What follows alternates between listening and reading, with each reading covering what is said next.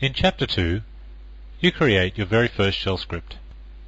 This is the chapter where we get all the fundamentals in place.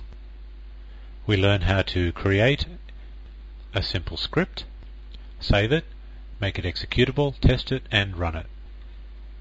I'll also introduce two built-in shell commands that are used frequently within shell script programming that you probably haven't seen before. Let's begin. So let's create for ourselves a basic script. To do that, we simply need to create a text file and put in it the names of Unix programs or commands that we wish to run in sequence. Let's have a look at how that might look.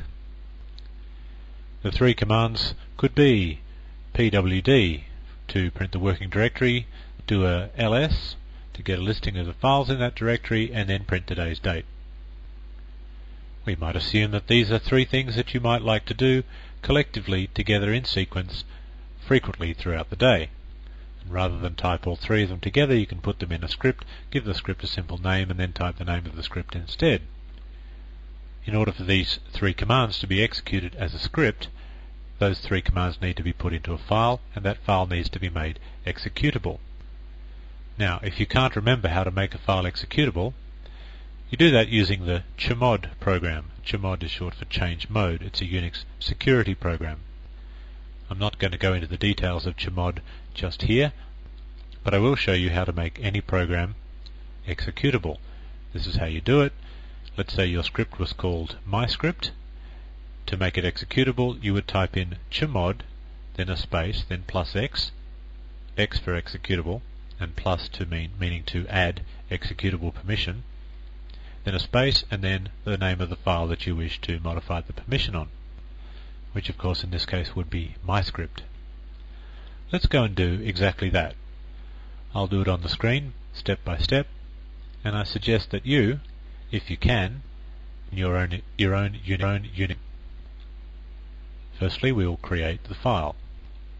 I'm going to use the text editor vi, so I'll call it vi myscript, like that. And as you can see, it is a new file. And then I'll add the lines pwd, ls-c, and then date. And that's it. Now I'll save the file and quit out of the editing session. And now, of course, the final step is to make the program executable. Again, I do that using chmod plus x, myscript.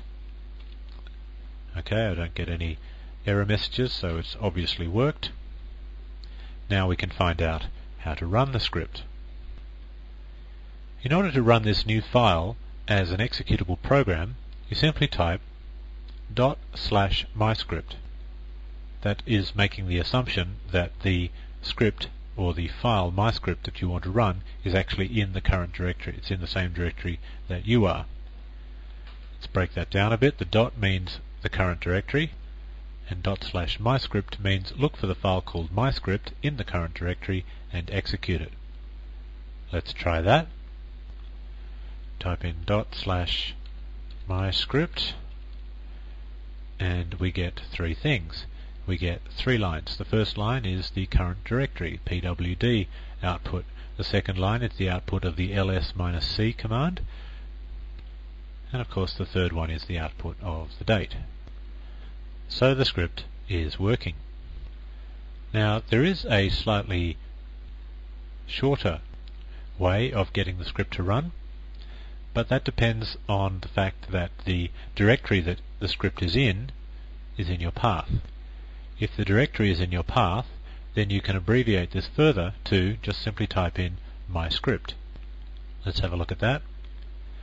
Now, how do I find out my script? Well, you'll learn this later, but if you don't know it now, type in echo $path. That'll tell me the current path. Now, what I'm looking for is this current directory in the path? Now, you have a bit of a look yourself and see if you can find whether it is or not. The answer is yes, it is. It's a bit of a trick question, actually. I know you can't see anything in that list of directories there. It contains the word course, which is obviously the name of this directory. But here's a little known fact: if your path begins or ends with a colon, then your path is said to include the current directory, either at the beginning or the end. So the MyScript program is actually in the current directory, which means it will run if we simply type in MyScript. So let's do that, MyScript, and there it is, exactly as before. Now, all of that I just did depends on you having a reasonable understanding of what the path is.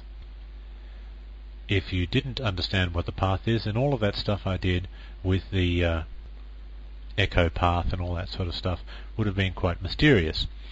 Never mind, we are going to cover the path in enough detail in one of the next few modules.